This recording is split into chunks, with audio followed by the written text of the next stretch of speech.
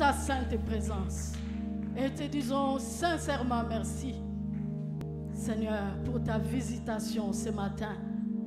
Tes enfants sont approchés, assoiffés de ta présence. Assoiffés de ta présence, Seigneur.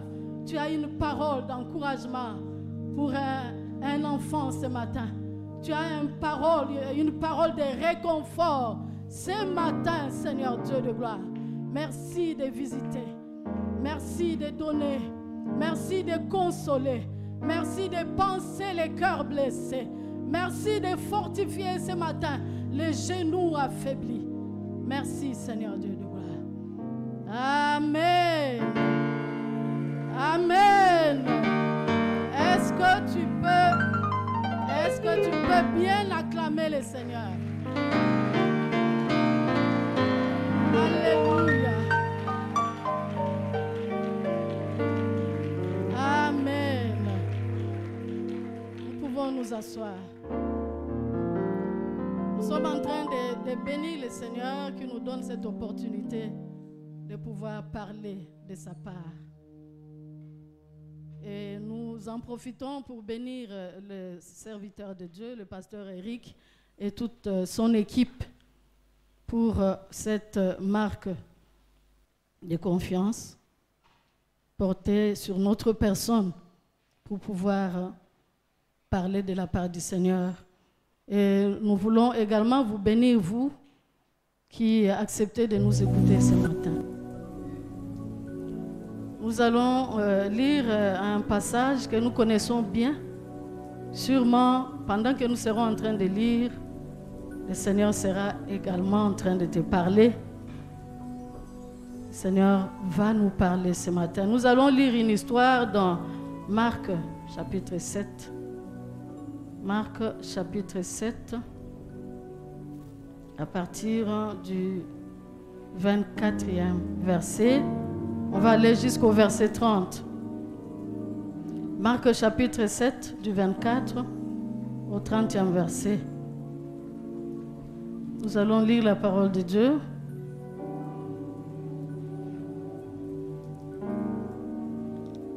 Jésus, étant parti de là, s'en alla dans le territoire de Tyr et de Sidon. Il entra dans une maison, désirant que personne ne le sût, mais il ne put rester caché. Car une femme dont la fille était possédée d'un esprit impur entendit parler de lui et vint se jeter à ses pieds. Cette femme était grecque, syrophénicienne d'origine. Elle le pria de chasser les démons hors de sa fille. Jésus lui dit: laisse d'abord les enfants se rassasier, car il n'est pas bien de prendre le pain des enfants et le jeter aux petits chiens. La femme: oui, Seigneur, lui répondit-elle, mais les petits chiens sous la table mangent les miettes des enfants. Alors il lui dit: à cause de cette parole, va, le démon est sorti de ta fille. Et quand elle est rentrée dans sa maison, elle trouva l'enfant couché sur le lit, les démons étant sortis. Amen. Les démons étant sortis. Amen. Gloire au Seigneur. Nous avons de la part du Seigneur quelques paroles d'encouragement, de réconfort, comme je l'ai dit avant de lire ces passages.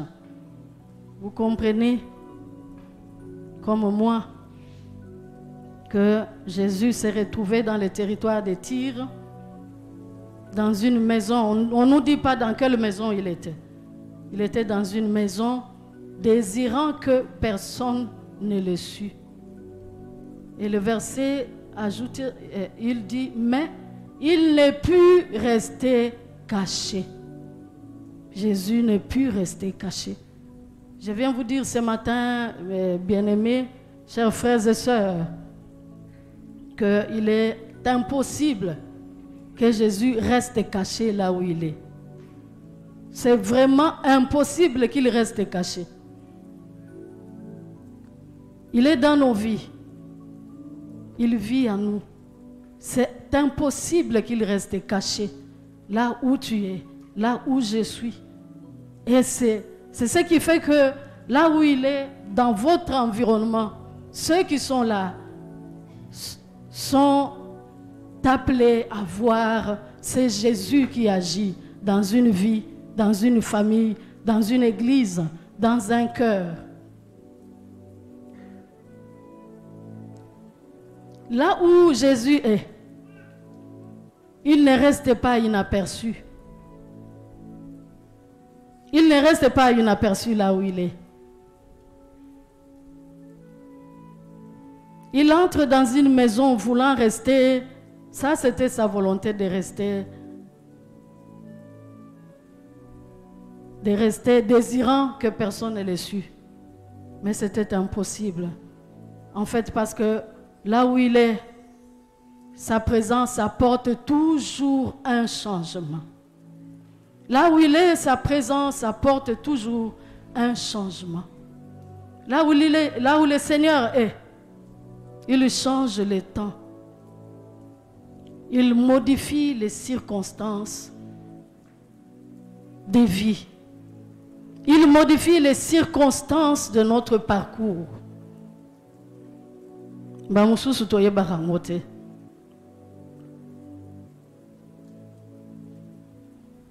Il modifie les circonstances de nos vies là où il se trouve. Ça, nous devons être conscients de ça. Tous à la conscience que parce que le Seigneur est là, il modifie les temps. Il change les temps. Il modifie. Ça, c'est sa parole.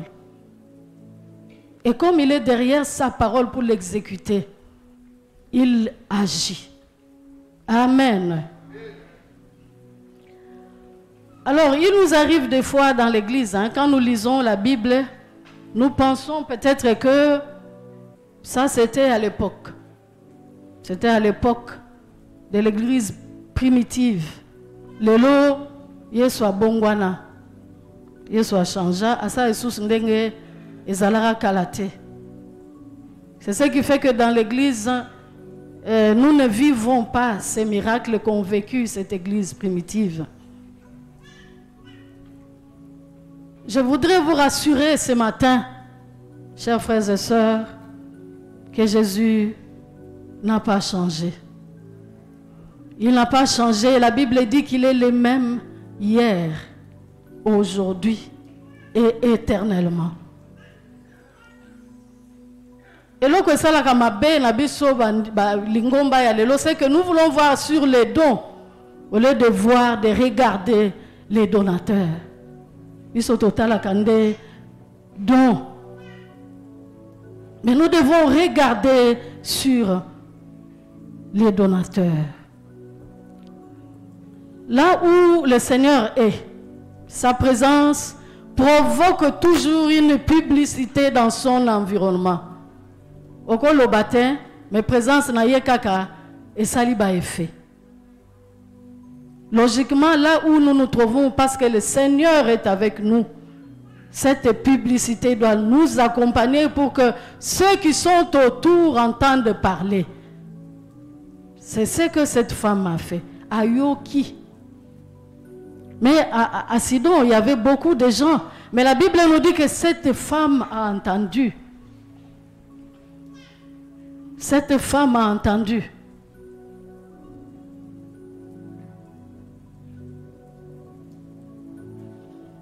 On nous dit que c'était une femme grecque, une païenne, hein? C'était une non-juive.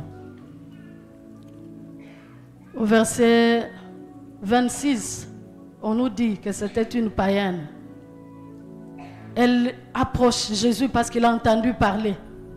Elle approche Jésus et pria Jésus de chasser les démons hors de sa fille.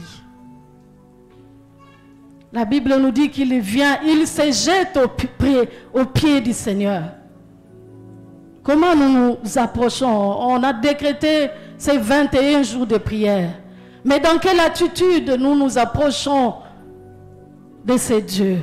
Le Dieu qui opère des signes, c'est ce que la Bible dit. Il est le seul à opérer des signes, des prodiges et des miracles dans les ciels, sur la terre et sous la terre. Avec quelle attitude nous nous approchons de ces dieux? Cette femme s'approche et se jette aux pieds du Seigneur. Elle se prosterne. Elle se prosterne.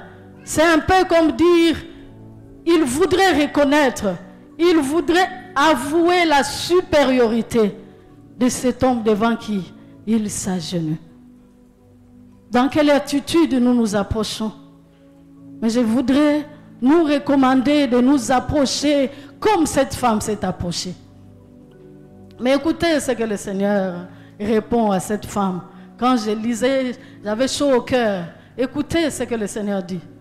Laisse, ça c'est la réponse du Seigneur. Laisse d'abord les enfants se rassasier, car il n'est pas bien de prendre le pain des enfants et de le jeter aux petits chiens. Imaginez-vous si c'était vous à la place de cette femme. J'étais en train de me dire si c'était moi à la place. Comment est-ce que j'allais me comporter? Comment j'allais me comporter? Aujourd'hui, il nous arrive d'entendre des paroles aussi dures de la part de nos responsables, nos pasteurs, anciens, encadreurs. Mais comment nous nous comportons? J'étais en train de me dire si c'était moi, j'allais peut-être dire, et il nous arrive de le dire, mais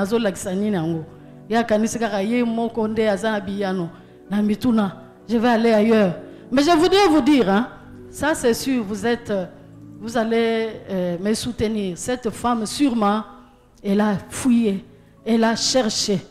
Elle a cherché, sûrement toi tu es en train de chercher pendant des années pour avoir ce que tu veux avoir, pour avoir une guérison dans ta maladie, avoir des réponses à tes problèmes. Cette femme a cherché, sûrement qu'elle a parcouru son environnement, mais elle n'a pas trouvé de réponse. Elle a compris que le seul qui peut donner des réponses à toutes les questions de l'humanité, c'est Jésus. Amen, il y a bien. Il est le seul qui est capable de donner des réponses à nos questions telles que nous sommes. Il est le seul. Cette femme a compris. Expression là, il a compris j'ai cherché partout, je n'ai pas trouvé. Mais j'ai compris que c'est toi. Je voudrais que tu puisses avoir cette attitude, l'attitude de cette femme. Dire que Seigneur, j'ai parcouru, j'ai cherché avec mon intelligence. Pourtant, j'ai cherché, j'ai fouillé, j'ai vu des médecins pour donner des solutions à mon problème. Mais je n'ai pas trouvé. L'unique est le seul qui est capable de donner des réponses aux questions de l'humanité. Il s'appelle Jésus. Il s'appelle Jésus. Il s'appelle Jésus. Je voudrais te dire que tu ne t'es pas trompé. Tu es au bon endroit. Tu es à la bonne adresse. Tu as toqué à la bonne porte.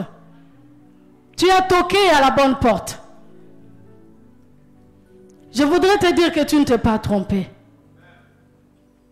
Alors, ce qui a réjoui le cœur du Seigneur, c'est ce que cette femme a donné comme réponse à Jésus. Un verset déclencheur de miracles. Un verset déclencheur de miracles. Maloba Oyo, je ne pense pas que c'est l'intelligence de l'homme qui peut inspirer.